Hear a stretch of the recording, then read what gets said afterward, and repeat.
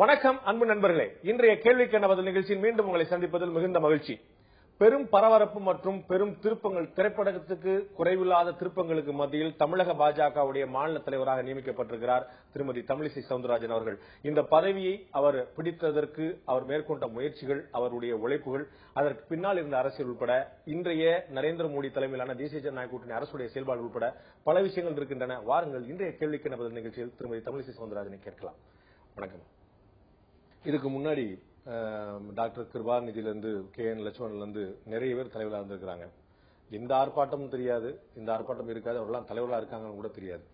ஆனா மத்தியில பாஜக ஆட்சிக்கு வந்த பிறகு மாநில தலைவர் பதவிக்கு இவ்வளவு பெரிய போட்டி ஏற்பட்டதற்கான காரணம் என்ன? ஆரோக்கியமான ஒரு வளர்ச்சியை பாரதிய ஜனதா கட்சி அடைந்திருக்கிறது. தலைமை பதவிக்கு பல பேர் தகுதியாகி இருக்கிறார்கள். மத்தியில் ஆட்சி அமைந்து இங்கே 2016 தேர்தல் வர இருக்கின்ற சமயத்தில் மிகப்பெரிய சவாலாக இதை எடுத்து வெற்றி கண்டு மக்களுக்கு சேவையாற்ற முடியும் என்ற எண்ணம் தலைவர்கள் மத்தியில் உலவியது.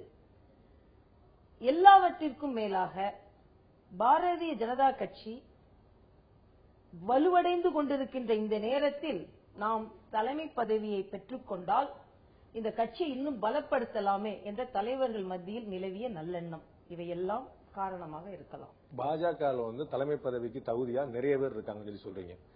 அந்த நிறைய பேர்ல இருந்து தமிழிசை சவுந்தரராஜன் எந்த விதத்தில் மாறுபட்டவராக இருக்கிறார்? திறமையாளர்களில் ஒருவராக நான் என்னை முன்னிறுத்திக் கொள்கிறேன், அதில் எந்த மாற்று கருத்தும் இல்லை. கடுமையான உழைப்பாளி நான்.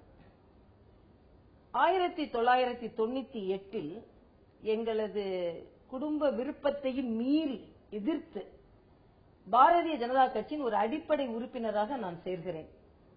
என்னிடம் கூட சில பேர் சொல்கிறார்கள், நீங்கள் மிகப்பெரிய அரசியல் குடும்பத்தை சார்ந்தவர், அதனால் நேராக நீங்கள் டெல்லியில் சென்று மிகப்பெரிய பதவியோடு அடையாளத்தோடு நீங்கள் வரலாம் என்று சொல்கிறார்கள். நான் இல்லை, அடிப்படை உறுப்பினராக சேர்ந்து எனது தந்தையின் விசிட்டிங் கார்டு எனக்கு என்ட்ரி கார்டாக இருக்க வேண்டுமே தவிர அட்மிஷன் கார்டாக இருக்கக்கூடாது என்று மிக உறுதியாக எடுத்துக்கொண்டு சேர்ந்து மாவட்ட மருத்துவர் அணியின் செயலாளராக மாறுகிறேன். அப்பொழுது என் தந்தையை சார்ந்தவர்கள் கூட என்னை கேலி செய்கிறார்கள், ஒரு கட்சிக்கு போய் ஒரு மாவட்டத்தோட மருத்துவர் அணியோட செயலாளர் ஆகிறதுக்கு தானே நீங்க அங்க போனீர்கள் என்று. நான் அப்படி நினைக்கவில்லை. அடிப்படை பதவி.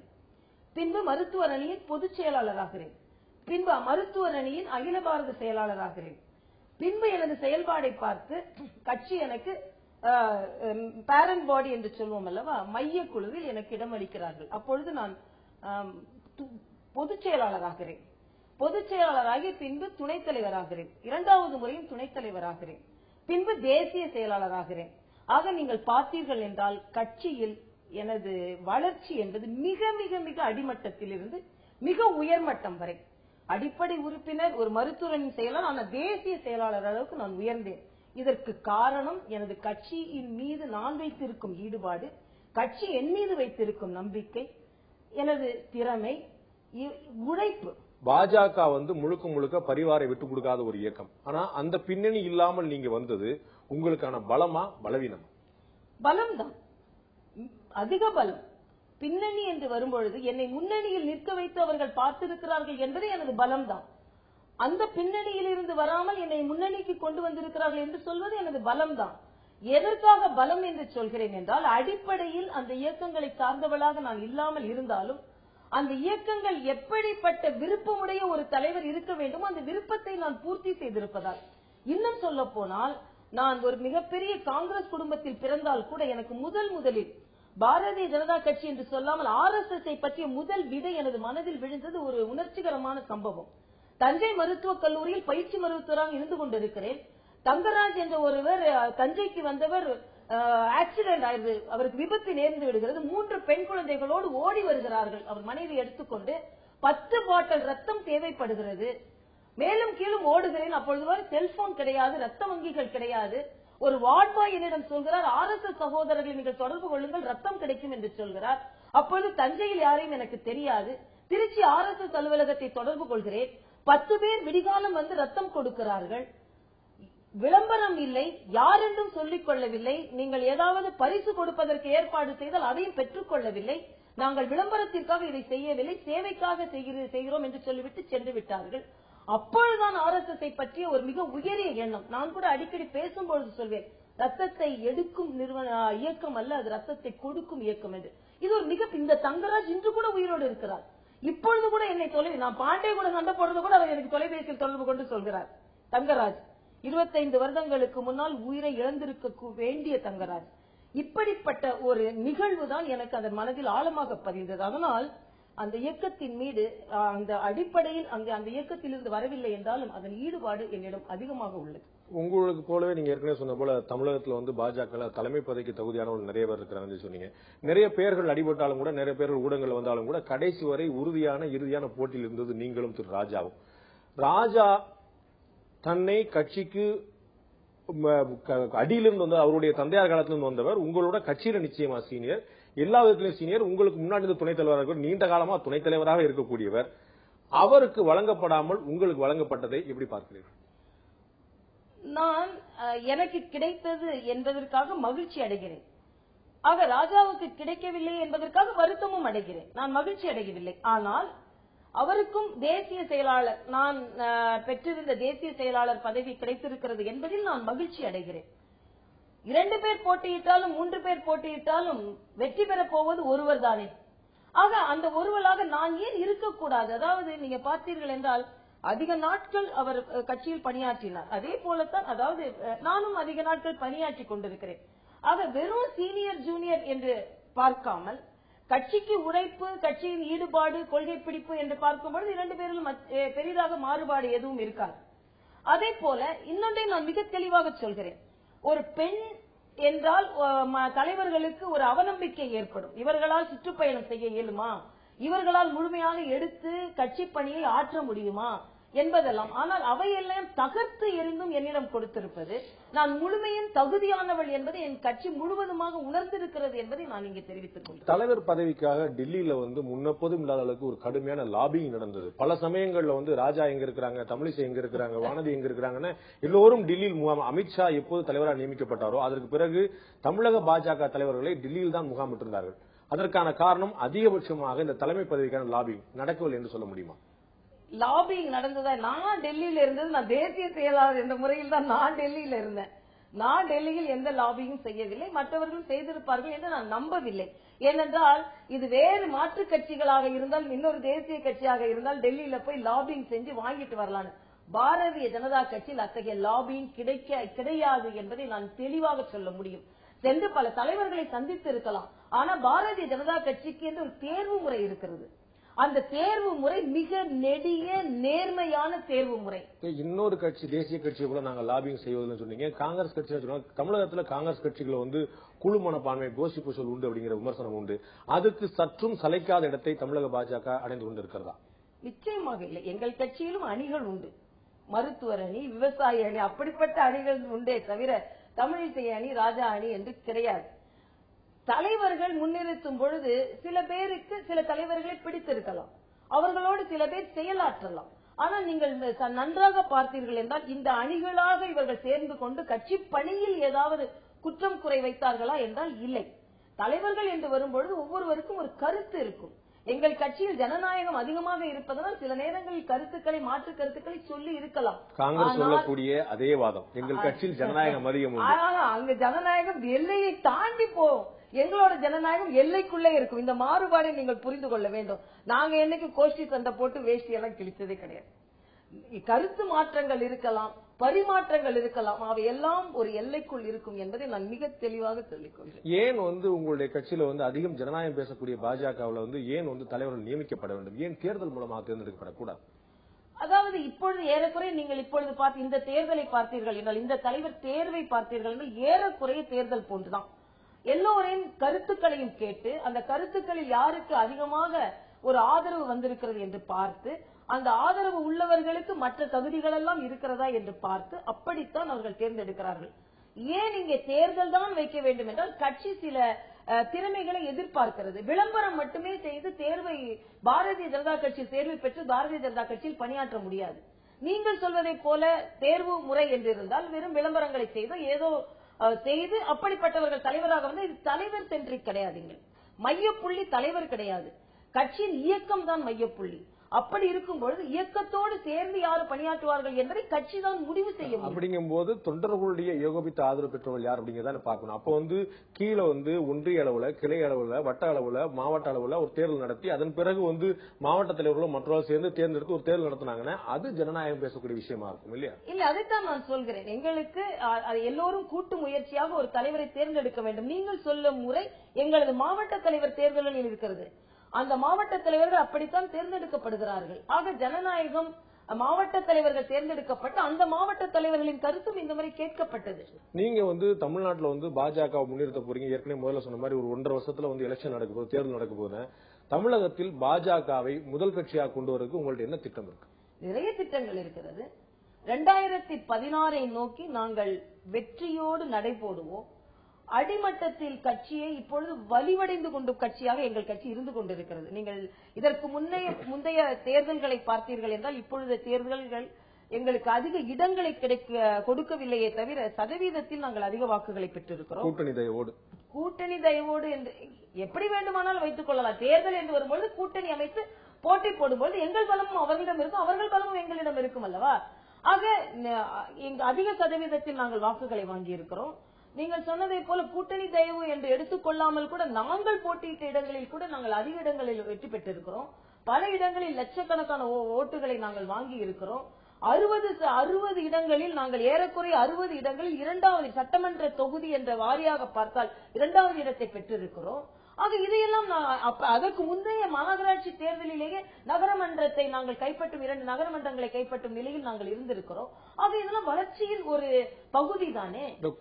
இந்த வளர்ச்சியை மேலும் வளர்ச்சி அடைவதற்கு இன்னும் அதிகப்படிய கிளை மண்டல் அளவிற்கு பலப்படுத்துவதற்கும் இன்னும் மிகப்பெரிய வாய்ப்பு இருக்கிறதுனால் நாங்கள் மிக அதிகமான ஒரு பலத்தை உருவாக்கி நாங்கள் தேர்தலை சந்தித்து வெற்றி இருக்கக்கூடிய 1.5 ஆண்டுகளில் ஏதாவது அந்த மாதிரி செய்ய முடியும் நினைக்கிறீங்களா? நிச்சயமாக செய்ய முடியும். ஏனென்றால் எங்கள் கட்சியை பொறுத்தவரை இன்று ஆரம்பித்து நாளை முடிவது அல்ல. எங்கள் கட்சியில் தொடர்ந்து அமைப்பு வேலை நடைபெற்றுக் கொண்டே இருக்கிறது. ஆக அப்படி இருக்கும்போது இது 1.5 ஆண்டு காலம் என்பது புதிய தலைவர் வந்ததற்கு பின்பு கூட்டணி உங்களுக்கு தயவு செய்திருக்கிறது, கூட்டணியோட தயவு உங்களுக்கு கிடைத்திருக்கு என்றால் இன்று தமிழகத்தில் தேசிய ஜனநாயக கூட்டணி இன்னமும் உயிர்ப்போடு இருக்கிறதா? அதாவது பிரிந்து போயிருக்கிறதா என்று நான் கேட்கலாமா? ஏதாவது பிரிந்து போய்விட்டோம் என்று ஏதாவது நிகழ்வுகள் நடந்ததா? பாமகவுடைய நிறுவனர் டாக்டர் ராமதாஸ் நாங்கள் பாஜக கூட்டணி இருக்கிறோமா என்று அவரிடம் போய் கேளுங்கள். மரியாதைக்குரிய அன்புமணி அவர்களின் பேட்டியை நீங்கள் பார்த்தால் என்ன, நாங்கள் அது அப்படி வேறு விதமாக பத்திரிகையில் பதிவு செய்யப்பட்டு விட்டது. நாங்கள் கூட்டணி அமைத்திருக்கிறோம், அமைத்துத்தான் இருந்தோம். நான் இன்னொரு கேள்வி கேட்கிறேன். கூட்டணியில் தேர்தல் நேரத்தை சந்திக்கிறோம். தேர்தல் இல்லாத சமயத்துல மாற்று கூட்டணியினர் நாங்க கூட்டணியில் இருக்கோம் சொல்லிக் கொள்கிறார்களா? தேர்தல் சமயத்தில் கூட்டணி அமைத்து போட்டி போடுகிறோம். மற்ற நேரங்களில் அவர்களுக்கு என்ற கொள்கை இருக்கிறது, அவர்களுக்கு என்ற செயல்பாடு இருக்கிறது, அவர்களுக்கு தனித்தன்மை இருக்கிறது. அந்த தனித்தன்மையோடு நடைபோட்டுக் கொண்டிருக்கிறோம். திரு பாமக ராமதாஸ் தெளிவா சொல்றாரு, கூட்டணி இருக்குமா இல்லையாங்கிறத பாஜக கேளுங்கன்றார். ஏன் அப்படின்னா லோக்சபா தேர்தலில், மக்களவைத் தேர்தலில் இந்த கூட்டணிக்கு தலைமை வகித்தது பாஜக. தேமுதிக கலந்து, மதிமுக கலந்து, பாமக கலந்து எல்லாருமே உங்களுடைய தலைமையில இருந்து செயல்பட்டாங்க. அப்ப இன்னைக்கு கூட்டணி இருக்கா இல்லையா அவங்கள்ட்ட போய் கேளுங்க. அப்ப கூட்டணி இல்லை என்றுதான் அர்த்தம். சகோதர சண்டை வந்தால் தானே அங்க போய் கேளுங்கிற வார்த்தை வரும். அப்படி இல்லையே, நான் கேட்கிறேன். கூட்டணி இல்லை என்று சொல்வதற்கு என்ன நிகழ்வு நடந்ததுன்னு நான் கேட்கிறேன். இல்ல நாங்க கூட்டணியில் என்ன நிகழ்வுனா 2016 பாமக ஆட்சியை பிடிக்கும் என்று டாக்டர் ராமதாஸ் சொல்கிறார். பாமக பிடிக்கும் என்று சொல்வது அவரது உரிமை. பாரதிய ஜனதா கட்சி பிடிக்கும் என்று சொல்வது எனது உரிமை, கடமை, முடியும் என்பது எனது நம்பிக்கை. ஆக எல்லோர் கட்சிக்கும் நாங்கள் தலைமை பதவியை பெற்று நாங்கள் வெற்றி பெறுவோம் என்று நம்பிக்கை இருக்கிறது.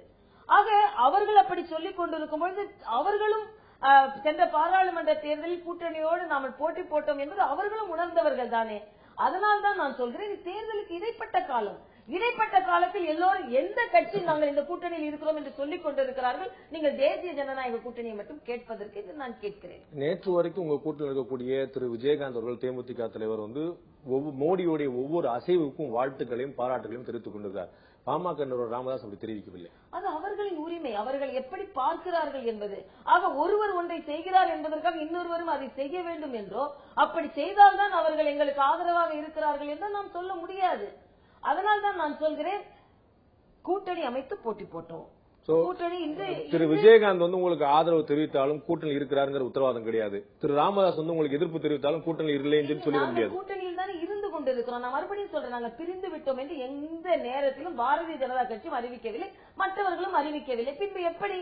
ஏன் நான் என்ன கேட்கிறேன், இந்த சந்தேகமே வரக்கூடாது என்று நான் நினைக்கிறேன். அது மட்டுமல்ல, மரியாதைக்குரிய நரேந்திர மோடி அவர்கள் ஸ்ரீஹரிகோட்டாவிற்கு போகிறார்கள். போகும்பொழுது என்னை வந்து வரவேற்பதற்கு தேசிய ஜனநாயக கூட்டணியை சார்ந்த அனைவரும் வாருங்கள் என்று சொல்கிறார். மரியாதைக்குரிய சகோதரர் வைகோ உட்பட எல்லோரும் சென்றுதான் நாங்கள் விமான நிலையத்தில் வரவேற்கிறோம். அப்படி என்றால் ஏன் அவர்கள் அழைக்கப்படுகிறார்கள்?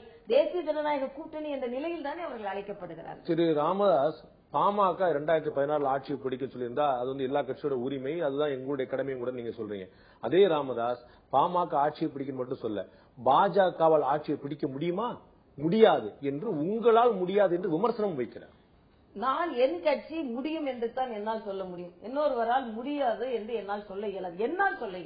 ஏனென்றால் என் கட்சியின் பலம் எனக்கு தெரியும், இன்னொரு கட்சியின் பலவீனம் நான் அதை சொல்லி தெரிவிக்க வேண்டியதில்லை என்று நான் தாழ்மையாக கருதுகிறேன். பாமகவுடைய பலவீனம் ஊருக்கே தெரியும் சொல்றீங்க? அப்படி இல்லை, நான் என் கட்சியின் பலம் தெரியும் என்பதைத்தான் நான் மறுபடியும் சொல்கிறேன். என் கட்சியின் பலம் எனக்கு தெரியும். இப்ப இந்த கருத்தை காங்கிரஸ் சொல்லியிருந்தது, பாஜகவால் தமிழகத்தை ஆட்சியை பிடிக்க முடியாது என்று காங்கிரஸ் சொல்லியிருந்தது. இந்த கருத்தை அதிமுகவோ திமுக சொல்லியிருந்தது. திராவிட இயக்கங்கள் வளர்ந்த பூமி, இங்கு பாஜகவுக்கு இடமில்லை என்று அவர்கள் சொல்லியிருந்தாருன்னா ஒரு லாஜிக் இருக்கும், ஒரு நியாயம் இருக்கும், புரிந்து கொள்ள முடியும். உங்களோட கூட்டணியில் இருப்பதாகவே நீங்கள் சொல்லக்கூடிய பாமக தமிழகத்தில் பாஜக ஆட்சிக்கு வர முடியாது என்று சொல்கிறது. அவர்கள் சொல்கிறார்கள், இது ஜனநாயக நாடு, கருத்தை சொல்வதற்கு யாருக்கு வேண்டுமானாலும் உரிமை இருக்கிறது. கூட்டணிக்குள்ளே இருந்து கொண்டே மாறுபட்ட தேர்தல் அறிக்கைகளை கொடுத்தார்கள். அப்பொழுது அவர்களுக்கு என்று தேர்தல் அறிக்கை கொடுக்கிறதுக்கு உரிமை இருக்கிறது. பாட்டாளி மக்கள் கட்சிக்கு அப்படி சொல்லும் உரிமை இருக்கிறது. ஆனால் நான் இன்று சொல்கிறேன், திராவிட கட்சிகள் பலம் பொருந்திய கட்சியாக இருந்தாலும் இன்று மத்தியில் ஆண்டு கொண்டிருக்கும் மோடி அவர்களின் ஒரு உறுதுணையோடு 1967 முன்பு பலவீனம் அடைந்த தேசிய சக்தி நிச்சயம் தமிழகத்தில் உருபெரும் வலுவடையும். அதற்கு டாக்டர் ராமதாஸ் அவர்கள் சொல்வதை போல அல்லாமல் தேசிய சக்திகள் பலம் பெறும் காலம் தமிழகத்தில் ஆரம்பமாகிவிட்டது என்பதை நான் தெளிவாக சொல்ல இயலும். அது வந்து அவங்களுடைய சுதந்திரம், அவங்களுடைய உரிமை சொல்றீங்க. நரேந்திர மோடி ஒரு சர்வாதிகாரி என்று பாமக நிறுவனர் ராமதாஸ் சொன்னா ஒத்துக்குவீங்களா? யார் என்ன கருத்து சொன்ன உடனே நான் என்ன செய்ய முடியும்? அவர் அந்த கருத்தை சொன்னால் அது அவரது கருத்து. நான் இல்லை ஜனநாயகவாதி, எங்கள் தலைவரை பற்றி எனக்கு தெரியும் என்று தான் நான் பதில் சொல்ல முடியும். அவருக்கு அதை சொல்ல உரிமை உண்டு தான் சொல்லணும் நீங்க. அதாவது யார் வேண்டுமானாலும் தனது கருத்துக்களை சொல்லலாம், ஆனால் அப்படி அல்ல, அவர் மிகுந்த ஜனநாயகவாதி என்பது எங்களுக்கு தெரியும் என்று அதை விட வலிமையாக என்னால் சொல்லி அந்த கருத்தை மாற்று கருத்தாக வைக்க முடியும். தமிழகத்துல பாஜகவுக்கு என்ன ஸ்கோப் இருக்கு? நீங்கள் எதை வைத்து இங்க கட்சியை வளர்க்க முடியும்? ஸ்கோப்பு இருக்கு, ஹோப்பு இருக்கு. எதை வைத்து கட்சியை வளர்க்க முடியும் என்று சொன்னால், நாங்கள் ஒரு மிகப்பெரிய மற்ற கூட்டணி கட்சிகளை பற்றி நீங்கள் சொன்னீர்கள். அவர்கள் தானே எங்களோடு ஒரு 67க்கு பின்பு ஒரு தேசிய கட்சியின் தலைமையில் முதல் முறையாக ஒரு கூட்டணி அமைத்தோம். அந்த நம்பிக்கை இப்பொழுது தமிழக மக்களுக்கு வந்திருக்கிறது. அது மக்களவை தேர்தலுக்கு இல்ல, மக்களவை தேர்தல் அதான் சொல்றேன், ஆரம்பமாகி இருக்கிறது அல்லவா? இது வரைக்கும் பாரதிய ஜனதா கட்சி என்றால் ஏதோ தனித்து விடப்பட்ட கட்சி என்று இல்லாமல் இப்பொழுது நாங்கள் இதே கட்சியோடு திராவிட முன்னேற்ற கழகம், அண்ணா திராவிட முன்னேற்ற கழகம் கூட்டணி வைத்திருந்தார்கள், அதுவும் வரலாறு தான். ஆனால் நீங்கள் சொல்வதை போல நாங்கள் பலம் பொருந்தி கொண்டு வருகிறோம் என்பது நீங்கள் சொன்னீர்கள் பாருங்கள், ஒரு பட்டியலிட்ட கட்சிகள், அந்த கட்சிகள் கூட மாநகராட்சி தேர்தல் வரும்போது நகரமன்றங்களை அவர்களால் கைப்பற்ற முடியவில்லை. 2 மிகப்பெரிய நகரமன்றங்களை நாங்கள் கைப்பற்றினோம். அப்படி என்றால், அப்படி உதாரணத்திற்கு செல்ல வேண்டும் என்றால் கூட பாரதிய ஜனதா கட்சி பலம் பெற்றுக் கொண்டுதானே வந்து கொண்டிருக்கிறது. மதிமுக விட, பாமக விட, தேமுதிக விட. ஆமா, அவர்களுக்கு கூட நகரமன்றம் கிடைக்கவில்லை. நாங்கள் 2 நகரமன்றங்களை ஒரு உதாரணத்திற்கு சொல்கிறேன், நான் யாரையும் மாற்றி சொல்லவில்லை. ஆனால் நடந்தது தானே. நாங்கள் 2 நகரமன்றங்களை கைப்பற்றினோம் அல்லவா? நாகர்கோயிலையும் மேட்டுப்பாளையத்தையும் அவர்களால் அது. அப்போ நீங்க கம்பேர் பண்ணா கூட நாங்க பலம் பொருந்தியவர்களாக இருந்து கொண்டிருக்கிறோம். மக்களவை தேர்தல்ல காங்கிரசுக்கு ஒரு மாற்று வேணுங்கிற எண்ணம் மக்கள் மத்தியில் இருந்துச்சு. அது தேர்தல் முடிவில் வெளிப்பட்டுச்சு. தமிழகத்துல அப்படிப்பட்ட நிலைமை இப்போது இருக்கிறதாங்கிற என்னுடைய கேள்வி. தமிழகத்தில் நிச்சயமாக ஒரு தேசிய சக்தி வர வேண்டும் என்ற எண்ணம் மக்களிடம் இருக்கிறது. அது மட்டுமல்ல, ஒரு மாற்றம் வர வேண்டும் என்ற எண்ணமும் தமிழக மக்களிடம் இருக்கிறது. அதனால்தான் திராவிட முன்னேற்ற கழகத்தை விட பல இடங்களில் நாங்கள் அதிக இடங்களை பெற்றிருக்கிறோம். அனைத்து இந்திய அண்ணா திராவிட முன்னேற்ற கழகம் பலம் பொருந்திய ஆட்சியை நடத்தி கொண்டிருக்கிறார்கள் என்பதில் மாற்று கருத்தில்லை. அதனால்தான் எங்களுக்கு 2 இடங்கள் தான் கிடைத்தது என்பதையும் நான் யதார்த்தமாக ஒப்புக்கொண்டு தான் ஆக வேண்டும். ஆனால் வருங்காலம் மக்கள் மனதில் ஒரு மாற்றத்தை ஏற்படுத்தும் நிச்சயமாக. ஏனென்றால் மத்தியில் கூட எல்லோரும் சொன்னார்கள், இவர்கள் மாற்றம் ஏற்படுத்தினால் கூட அறுதி பெரும்பான்மை இவர்களால் கிடைக்க முடியாது, அந்த கூட்டணி வேண்டும், இந்த கூட்டணி வேண்டும் என்று சொன்னார்கள். மக்கள் தெளிவாக ஒரு முடிவை எடுத்தார்கள். அதே போல ஒரு மாற்றம் நிச்சயமாக தமிழக மண்ணில் நடைபெறும் என்று மிகவும் ஆணித்தரமாக நான் நம்புகிறேன். அதை 2016 தேர்தல் காண்பிக்கும் என்பதை நான் உங்களிடம் உறுதியாக சொல்கிறேன். அது முழு நம்பிக்கை என்னிடம் இருக்கிறது. 2016 பாஜக ஆட்சியை பிடிக்கும் தமிழகத்தில். அதாவது ஆட்சியை பிடிக்கும் என்று நான் சொல்வதற்கு உடனே நான் ஏதோ அரசியலில் உண்மை தன்மையை தெரியாதவள் அல்ல. தாமரைகள் இப்பொழுது எண்ணிக்கையே இல்லாமல் இருக்கிறோம். சட்டமன்றத்தில் எண்ணிக்கையே இல்லாமல் இருந்து கொண்டிருக்கிறோம். உறுப்பினர்கள் இல்லாமல் இருந்து கொண்டிருக்கிறோம். ஆக நிச்சயம் சட்டமன்ற உறுப்பினர்களை பெறுவோம். எங்கள் பணி இன்னும் சிறந்து எங்கள் பலத்தை நாங்கள் நினைக்கும் அளவிற்கு நாங்கள் பெற்றோம் என்றால் நிச்சயமாக ஜார்ஜ் கோட்டையிலும் தாமரை மலரும். ஏனென்றால் அரசியலில் நடக்கக்கூடாதது என்று என்பதும் இல்லை, நடக்க முடியாதது என்றும் எதுவும் இல்லை. நீங்க சொல்றதுபடி பார்த்தா அதிமுகவும் பாஜகவும் கூட்டணி வச்சாதான் 2 பேருமே வெற்றி பெற முடியும். அரசியலில் எது வேண்டுமானாலும் நடக்கலாம். ஆனால் நான் சொல்வது இப்பொழுது இருக்கும் நாங்கள் பலத்தை எந்த அளவிற்கு கூட்ட வேண்டும் என்று ஒரு கனவு திட்டம் வைத்திருக்கிறோம் அல்லவா. எங்களது அமித்ஷா அவர்கள் சொல்லி இருக்கிறார்கள். நான் குறிப்பாக கவனம் செலுத்த இருப்பது தமிழகமும் மேற்கு வங்கமும் என்று. ஆக அவர் மீது நம்பிக்கை, என் மீது நம்பிக்கை இருக்கிறது என்பது ஒன்று. என்னை விட எங்களது அகில பாரத தலைவர் இன்னும் திட்டமிடுதலில் மிகவும் தீவிரமாக மிக தெளிவாக செயலாற்றுபவர்.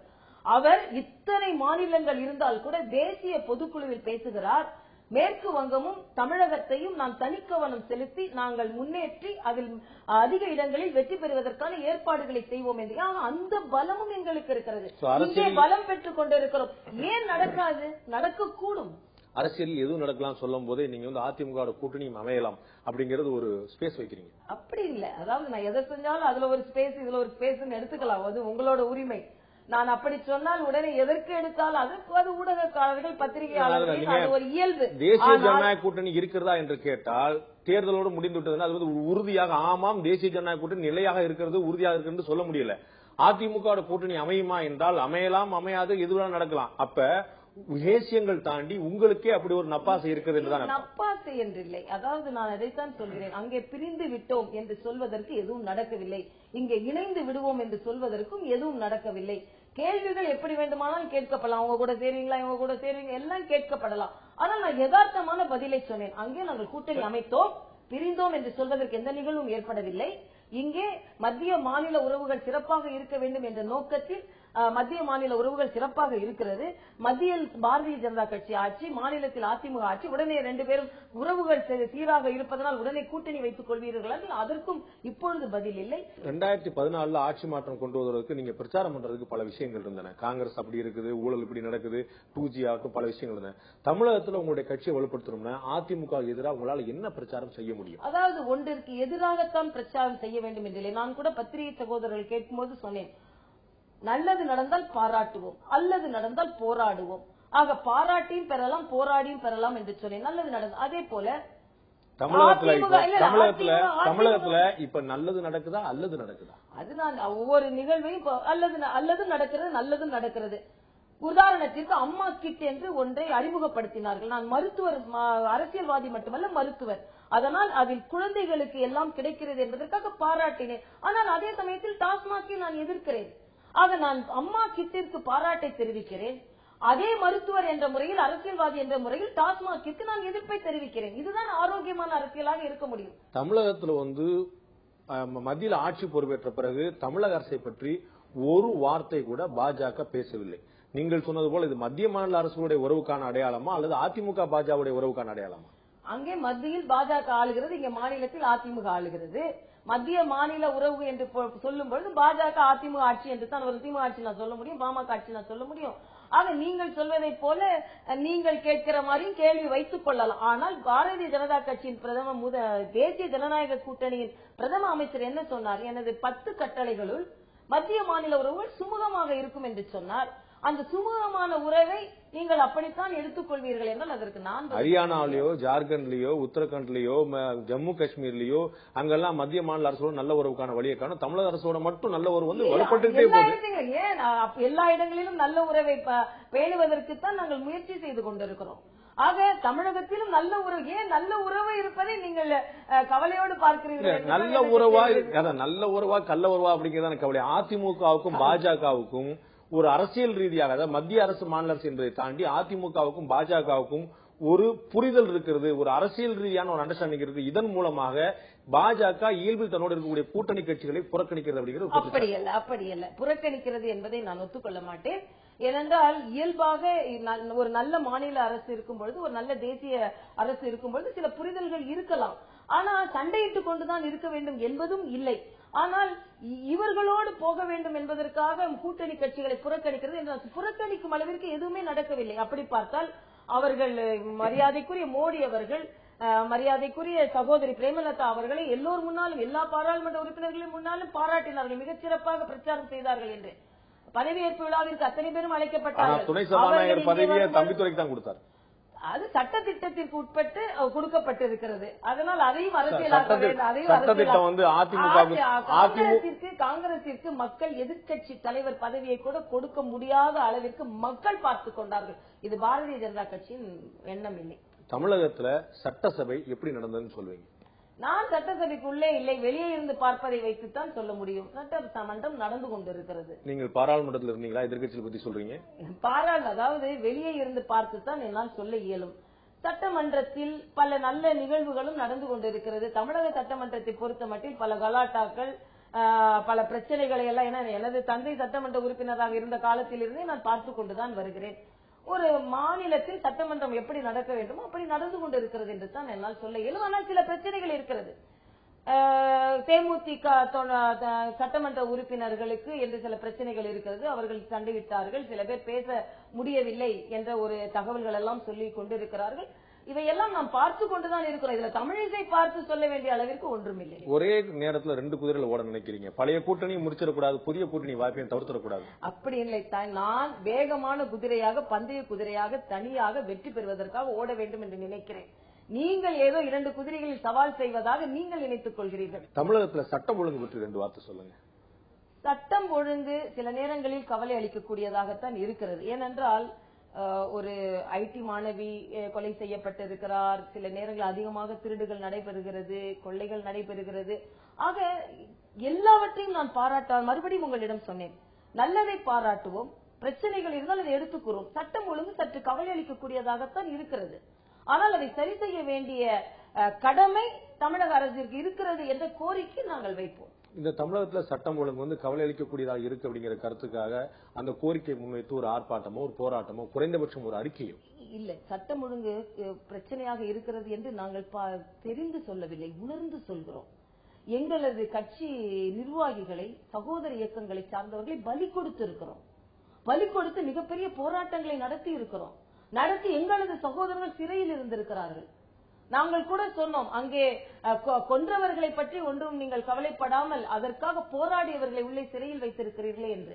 ஆக சட்டம் ஒழுங்கை பற்றி, அதுவும் குறிப்பாக எங்கள் சகோதரர்களை நாங்கள் இழந்து கொண்டிருக்கும் பொழுது நாங்கள் தமிழக அரசை எதிர்த்து போராடினோம், பிற ஆர்ப்பாட்டங்களை நடத்தினோம், வேலை நிறுத்தம் கூட செய்தோம். ஆனால் நீங்கள் எப்படி போராடாமல் இருக்கிறோம் என்று எப்படி நீங்கள் சொல்ல முடியும்? தமிழக பாஜக ஆர்ப்பாட்டமும் போராட்டம் நடத்தினா யாராவது நம்புவாங்களா? ஆர்ப்பாட்டம் போராட்டம் நடத்தியவர் எல்லாரும் சிறையில் இருந்தார். புழல் சிறையில் 16-17 நாட்கள் என் சகோதரர்கள் எதற்காக இருந்தார்கள்? நாங்களே தலைமையை ஏற்று போராட்டங்களை நடத்தினோமே.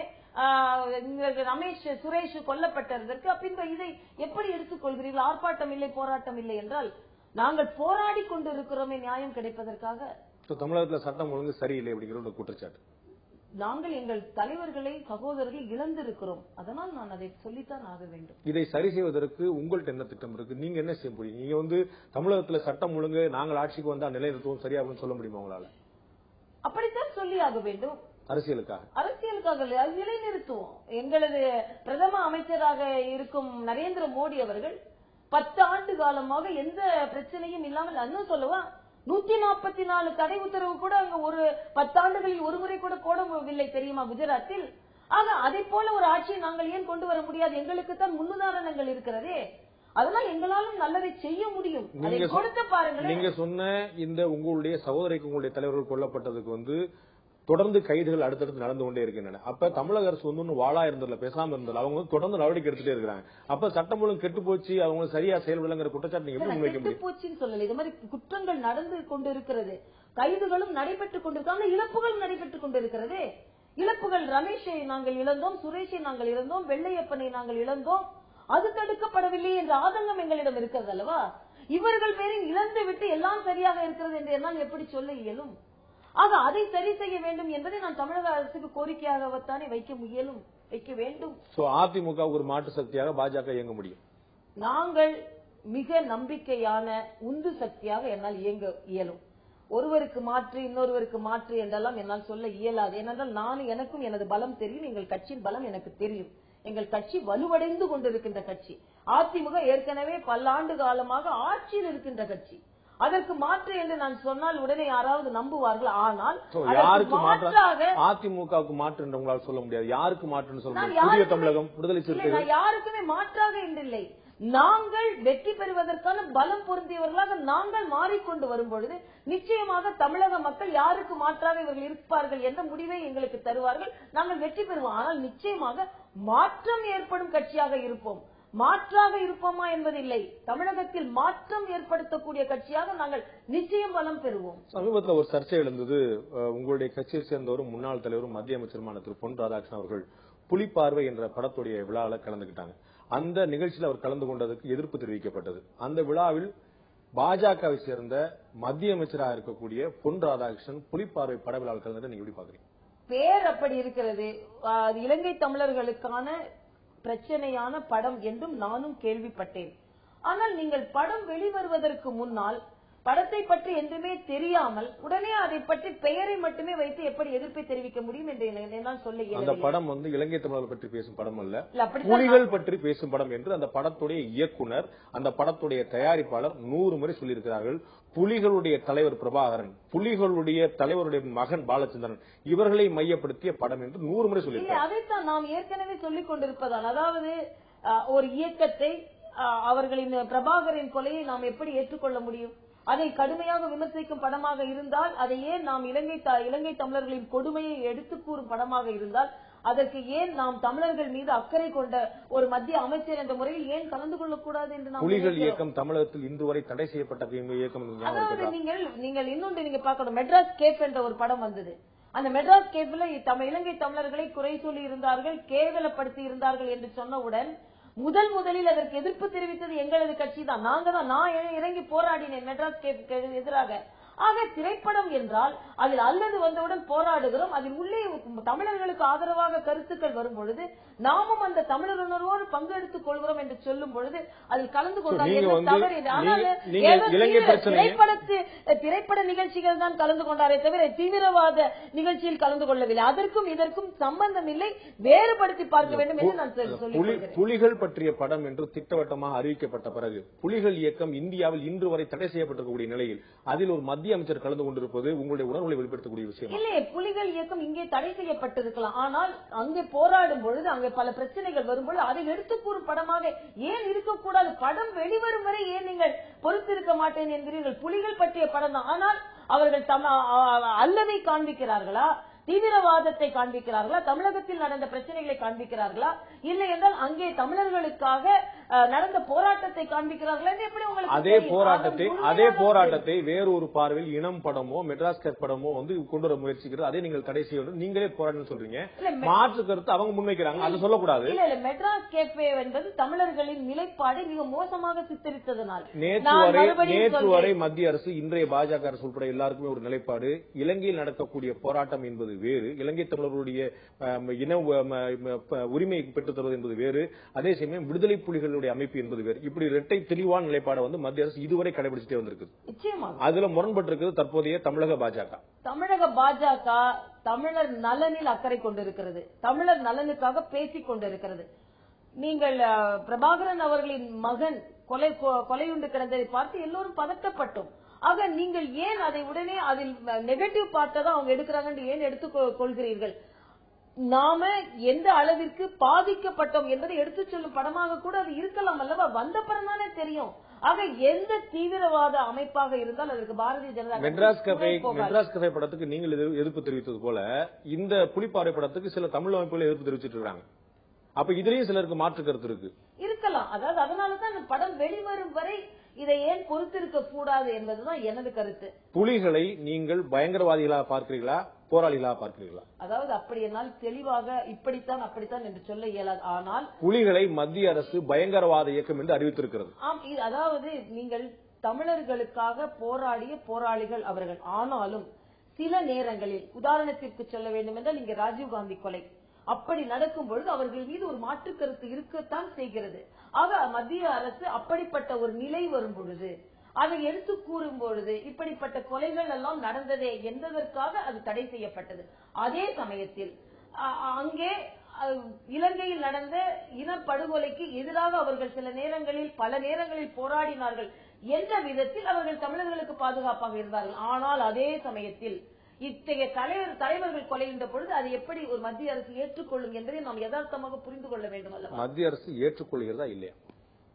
மத்திய அரசு இங்கே உள்ள நிகழ்வுகளால் நாம் எப்படி ஏற்றுக்கொள்வார்கள்? அப்படித்தான் சொல்வார்கள் அவர்கள். தடை செய்ய போராளிகள் என்றா பயங்கரவாதிகள் என்றா? பயங்கரவாதிகள் போராளிகள் என்றில்லை, நான் அதைத்தான் சொல்கிறேன். இங்கே ராஜீவ்காந்தி கொலை நடந்தது பின்பு அவரை மத்திய அரசு எப்படி ஏற்றுக்கொள்வார்கள்? ஆனால் அதே சமயத்தில் புலிகள் என்றாலே அதாவது தமிழர்களுக்காக போராடுபவர்களே தமிழ் இனத்தை பாதுகாப்பாக போராடுபவர்களே அப்படித்தான் முத்திரை குத்த வேண்டும் என்றும் இல்லை அல்லவா? தமிழர்களுக்காக போராடியவர்கள் எல்லாரையும் தீவிரவாதிகள் என்ற முத்திரை குத்தப்பட்டு விடக் கூடாது என்பதில் பாரதிய ஜனதா கட்சி மிக தெளிவாக இருக்கிறது. புலிகளுக்கு பயங்கரவாதிகள் என்ற முத்திரை குத்தப்படக்கூடாது. அதாவது நீங்கள் தமிழர்களுக்காக உண்மையில் போராடியவர்களுக்கு தீவிரவாதிகள் என்ற முத்திரை குத்தப்பட்டு விடக்கூடாது என்பதில் நான் மிக தெளிவாக பேசுகிறேன். புலிகள் தமிழர்களுக்காக போராடினார்களா? வேறு யாருக்காக? தமிழர்களுக்காக யார் போராடினாலும் அவர்களுக்கு தீவிரவாதி என்ற போர்வை குத்தப்பட்டு விடக்கூடாது. ஆனால் அதே சமயத்தில் தீவிரவாதத்தில் ஈடுபட்டவர்கள் தமிழ் உணர்வாளர்கள் என்ற நிலையும் வந்துவிடக்கூடாது. புலிகள் தமிழ் உணர்வாளர்களா அல்லது போராளிகளா அல்லது பயங்கரவாதிகளா அப்படிங்கறதுல பாஜகவுக்கு என்ன நிலைப்பாடு இருக்கிறதுல தமிழிசைக்கு ஒரு பெரிய குழப்பமான நிலைப்பாடு இருக்கிறது. நிச்சயமாக குழப்பமான நிலைப்பாடு இல்லை. நான் தமிழ் உணர்வு உண்மையிலேயே இலங்கையில் நடந்ததை பற்றி இன்று கூட நாம் அழுது கொண்டிருக்கிறோம். உங்களுக்கு அந்த இனப்படுகொலை கவலை அளிக்கிறது. ஆனால் உங்களுடைய தோழராக மத்தியில மிகப்பெரிய செல்வாக்கு படைத்த திரு சுப்பிரமணியசாமிக்கு பயங்கரவாத இயக்கம் முற்றும் அழித்தொழிக்கப்பட்டுவிட்டது, இது பாராட்டுக்குரிய விஷயம் என்று இலங்கை சென்று ராஜபக்சேடம் சொல்கிறார். எங்கள் கட்சியை சார்ந்த தமிழக நிர்வாகிகள் யாரும் அப்படி பேசவில்லை. நாங்கள் தமிழக நிர்வாகிகள் சொல்கிறார்கள், மத்திய நிர்வாகிகள். மரியாதைக்குரிய சுப்பிரமணிய சாமி அவர்கள் இன்று தான் அப்படி பேசினால் நீங்கள் அந்த கருத்தை என்னிடம் கேட்க வேண்டும். அவர் எப்பொழுதுமே அப்படிப்பட்ட கருத்தை சொல்லக்கூடியவர் தான். அவர் கருத்தை சொல்கிறார். ஆனால் அதிகாரப்பூர்வமாக தமிழக பாரதிய ஜனதா கட்சியிலிருந்து சென்று யாராவது அப்படி கருத்தை சொன்னார்களா? சொல்லவில்லை அல்லவா? பாஜக இரண்டுபட்டு கிடக்கிறது. பாஜக இரண்டுபட்டு கிடக்கவில்லை. அவர் பாஜக பிரதிநிதியாக செல்லவில்லை. நாங்கள் தமிழக பாரதிய ஜனதா கட்சி பிரதிநிதிகள் இலங்கை தமிழர் பிரச்சனையில் அவர்கள் நலன் பாதுகாக்கப்பட வேண்டும் என்று ஒற்றை குரலோடு ஒற்றுமை குரலோடு பேசிக் கொண்டிருக்கிறோம். அதைத்தான் நீங்கள் பார்க்க வேண்டும். நீங்கள் சொல்வது ஒரு தமிழக பாஜக ஒட்டுமொத்தமாக ஒரு அமைப்பு சொல்வது மத்தியில் ஈடுபடவில்லை. சுப்பிரமணிய சாமி ஒரு தனி மனிதராக சொல்வது ஈடுபடுகிறது என்றால் உங்களை விட சுப்பிரமணிய சாமி செல்வாக்கு மிக்கவரா? நீங்கள் ஈடுபடவில்லை என்று சொல்லாதீர்கள். நாங்கள் குழுவாக சென்று மரியாதைக்குரிய அமைச்சர் சுஷ்மா சிவராஜ் அவர்களை நாங்கள் சந்தித்தோம்.